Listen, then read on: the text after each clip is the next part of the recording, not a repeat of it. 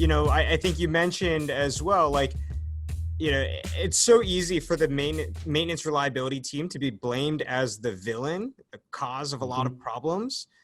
When I think about this operations versus maintenance and reliability, operations is revenue generating for the company. Maintenance reliability is cost reduction for the company. It's cost savings. What are the best ways that you've seen to elevate the maintenance and reliability team to the superhero status when most commonly companies are like, yeah, we want more revenue, more production, versus reducing cost, reducing downtime a lot of times? That's a tough question. And it comes down to, what it's really got to be, it's having brave leadership in there, because that first step to acknowledge that, hey, this reliability journey, there's no short-term wins in there financially. It's very difficult often to see the immediate short-term gains for somebody. And, we know ourselves, if you roll out great software, or you start doing great PMs, or put in a great lubrication schedule, those gains are there. You can start to see the wins from a reliability perspective. But unfortunately, what doesn't happen is the maintenance team don't spend any less, because usually that money just goes to be spent in better places. So what I've found in the businesses that really adopt this is that they're able to look at the impact of their reliability journey, not on, is the maintenance budget less? Are we spending less in maintenance? But on, what's the impact to the overall business? Are we producing more?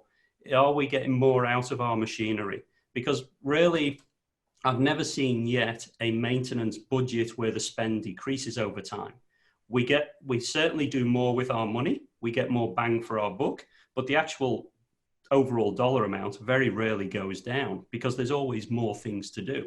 And that's, I think, where lots of businesses struggle, because they, as senior leaders, you put in this big reliability program, you put in all this focus, you want to see the actual dollars that you're spending go down. And that's just not going to happen. As I say, the real good businesses, the businesses that do well, they don't look at what the dollar amount is. They look at what they're getting for that dollar.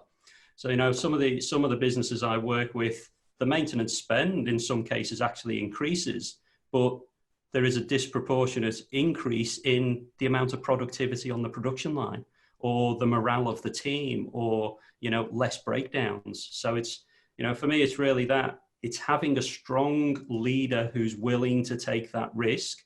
And for, first couple of months, say, we're going to invest in this, and we know we're going to see the gains in other areas of the business. Yeah.